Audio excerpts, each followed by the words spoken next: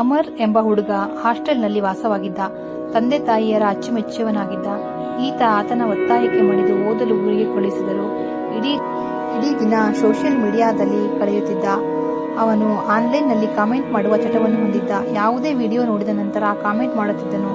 ಒಮ್ಮೆ ಅವನು ತನ್ನ ಹಾಸ್ಟೆಲ್ ಕೋಣೆಯಲ್ಲಿ ವಿಡಿಯೋವನ್ನು ವೀಕ್ಷಿಸುತ್ತಿದ್ದಾಗ ಇದ್ದಕ್ಕಿದ್ದಂತೆ ಅವನ ಮೊಬೈಲ್ ಪರದೆಯ ಮೇಲೆ ಪರಮಾಣು ಕ್ಷಿಪಣಿ ಉಡಾವಣೆಯ ವಿಡಿಯೋ ಕಾಣಿಸಿಕೊಳ್ಳುತ್ತದೆ ಮತ್ತು ಅವನು ವಿಡಿಯೋದಲ್ಲಿ ಕಾಮೆಂಟ್ ಬಾಕ್ಸ್ನಲ್ಲಿ ಯಾದೃಚ್ಛಿಕವಾಗಿ ಆಲ್ಫಾನ್ಯೂಮರಿಕ್ ಕಾಮೆಂಟ್ ಅನ್ನು ಟೈಪ್ ಮಾಡುತ್ತಾನೆ ಮತ್ತು ಸ್ವಲ್ಪ ಸಮಯದ ನಂತರ ಆ ವಿಡಿಯೋವನ್ನು ನೋಡುವಾಗ ಅಮರ್ ನಿದ್ರೆಗೆ ಜಾರುತ್ತಾನೆ.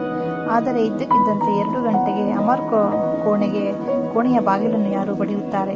ಕಣ್ಣು ಮಿಟುಕಿಸುತ್ತಾ ಎಚ್ಚರಗೊಂಡ ಅಮರ್ ಬಾಗಿಲು ತೆರೆದು ತಕ್ಷಣ ಆಘಾತಕ್ಕೊಳಗಾಗುತ್ತಾನೆ. ಸೈನಿಕರು ಬಂದೂಕುಗಳನ್ನು ಹಿಡಿದುಕೊಂಡು ಮುಂದೆ ನಿಂತಿದ್ದರು. ಅಮರ್ ತಕ್ಷಣ ನೆಲಕ್ಕೆ ಎಸೆದು ಹಿಂದಿನಿಂದ ಕೈಕೋಳ ಹಾಕಿ ಕಾರಿನಲ್ಲಿ ಹಾಕಿಕೊಂಡು ಸೇನೆಯ ಚಿತ್ರಹಿಂಸೆ ಕೋಣೆಗೆ ಕರೆತರಲಾಯಿತು. ಇಲ್ಲಿಯವರೆಗೂ ಅಮರ್ನಿಗೆ ಏನೂ ಅರ್ಥವಾಗಲಿಲ್ಲ. ನನ್ನನ್ನು ಏಕೆ ಕರೆತರಲಾಗಿದೆ? ನಾನು ಭಯೋತ್ಪಾದಕನೇ?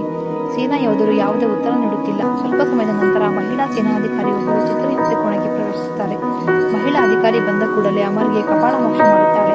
ಅಮರ್ನ ಕಣ್ಣುಗಳು ಕತ್ತಲೆ ಆದವು. ತಟ್ಟನೆ ಒಬ್ಬ ಹುಡುಗಿ ಕಪಾಳ ಮೋಕ್ಷ ಮಾಡುತ್ತಾಳೆ. ಅದು ಯಾವ ತಪ್ಪು ಮಾಡದ ಅಮರ್ ಕಣ್ಣಿಂದ ನೀರು ಬರುತ್ತಿತ್ತು. ಮಹಿಳಾ ಅಧಿಕಾರಿ ಅಮರ್ಗೆ ಹೇಳುತ್ತಾಳೆ, ನೀನು ಕಾಮೆಂಟ್ನಲ್ಲಿ ಬರೆದ ರಹಸ್ಯ ಕೋಡ್ ನಿನಗೆ ಎಲ್ಲಿಂದ ಬಂತು? ಇದು ನಮ್ಮ ಪರಮಾಣು ಉಡಾವಣೆ ಪಾಸ್ವರ್ಡ್ ಆಗಿತ್ತು. ಅದರ ಬಗ್ಗೆ ಈ ದೇಶದ ಪ್ರಧಾನಿಗೂ ತಿಳಿದಿಲ್ಲ. ಆದರೆ ಈ ಪಾಸ್ವರ್ಡ್ ನನಗೆ ತಿಳಿದಿದೆ.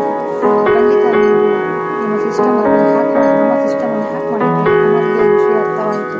ಅಮರ್ ಲೇಡಿ ಆಫೀಸರ್ ಹೇಳುತ್ತಾನೆ, ಮೇಡಮ್, ಅದು ಪಾಸ್ವರ್ಡ್ ಅಲ್ಲ. ನಾನು ಕೀಬೋರ್ಡ್ನಲ್ಲಿ ನಿಮ್ಮ ಕೈಗಳನ್ನು ಚಲಿಸುವಾಗ ಏನು ಬೇಕಾದರೂ ಟೈಪ್ ಮಾಡಿದ್ದೇನೆ. ಆದರೆ ಮಹಿಳಾ ಅಧಿಕಾರಿ ಅಮರ್ ಮಾತನ್ನು ಕೇಳಲಿಲ್ಲ. ಅವನು 2 ಸೈನಿಕರನ್ನು ಕರೆದು ಇಡೀ ರಾತ್ರಿ ಅಮರ್ನನ್ನು ಹಿಂಸಿಸುವಂತೆ ಆದೇಶಿಸಿದರು. ಅಮರ್ ಭಯದಿಂದ ಕಿರುಚಲು ಪ್ರಾರಂಭಿಸುತ್ತಾನೆ. ಆದರೆ ಅಮರ್ ಕಿರುಚಾಟ ಕೇಳುವವರೇ ಇಲ್ಲ. ಅವರು ಇಡೀ ರಾತ್ರಿ ಚಿತ್ರಹಿಂಸೆಗೊಳಗಾದನು. ಆದರೆ ಅವನು ಒಂದು ವಿಷಯದಲ್ಲಿ ದೃಢವಾಗಿ ನಿಂತಾನೆ. ನಾನು ಆಕಸ್ಮಿಕವಾಗಿ ಆನ್ಲೈನ್ ಕಾಮೆಂಟ್ ಮಾಡಿದ್ದೇನೆ. ನನಗೆ ಯಾವುದೇ ಪಾಸ್ವರ್ಡ್ ಗೊತ್ತಿಲ್ಲ. ಬೆಳಗಿನ ಜಾವದ ತಕ್ಷಣ ಮಹಿಳಾ ಅಧಿಕಾರಿಯೊಬ್ಬರು ಚಿತ್ರಹಿಂಸೆ ಕೋಣೆಗೆ ಬಂದು ಆತನ ಕೆಟ್ಟ ಸ್ಥಿತಿಯನ್ನು ನೋಡಿ ಚಿತ್ರಹಿಂಸೆ ನಿಲ್ಲಿಸುತ್ತಾರೆ. ಮಹಿಳಾ ಅಧಿಕಾರಿಗೆ ಬಹುಶಃ ಅಮರ್ ಹೇಳಿದ್ದು ಸರಿ ಎಂದು ಅರಿತುಕೊಳ್ಳಲು ಪ್ರಾರಂಭಿಸುತ್ತಾಳೆ. ಏಕೆಂದರೆ ಇಷ್ಟು ಬಾರಿಸಿದರೂ ಅವನು ತನ್ನ ಹೇಳಿಕೆಯನ್ನು ಬದಲಾಯಿಸಲಿಲ್ಲ. ಆದರೆ ಅಮರ್ ನಿರಪರಾಧಿ ಎಂದು ನಂಬಲು ಮಹಿಳಾ ಅಧಿಕಾರಿ ಬಳಿ ಯಾವುದೇ ಪುರಾವೆಗಳಿಲ್ಲ. ಆದ್ದರಿಂದ ಅವರು ಸೈಬರ್ ತಜ್ಞರ ಸಹಾಯವನ್ನು ತೆಗೆದುಕೊಳ್ಳುತ್ತಾರೆ. ಇದರಿಂದ ನಾವು ಅಮರ್ ಬಗ್ಗೆ ಚೆನ್ನಾಗಿ ತಿಳಿದುಕೊಳ್ಳಬಹುದು. ಸೈಬರ್ ತಜ್ಞರು ಅಮರ್ನ ಹಳೆಯ ಡಿಜಿಟಲ್ ದಾಖಲೆಗಳನ್ನು ಪರಿಶೀಲಿಸುತ್ತಾರೆ. ಅದರ ಅಡಿಯಲ್ಲಿ ಅಮರ್ನ ಎಲ್ಲ ಆನ್ಲೈನ್ ಕಾಮೆಂಟ್ಗಳನ್ನು ಓದಲಾಗುತ್ತದೆ. ಸೈಬರ್ ತಜ್ಞರು ಅಮರ್ಗೆ ಒಂದೇ ಒಂದು ಕಾಮೆಂಟ್ ಅನ್ನು ಸಹ ದೇಶ ವಿರೋಧಿ ಎಂದು ಕಂಡುಕೊಂಡಿಲ್ಲ ಅಥವಾ ಅವನು ಯಾವುದೇ ಭಯೋತ್ಪಾದಕ ಸಂಘಟನೆಯನ್ನು ಅನುಸರಿಸುತ್ತಿಲ್ಲ.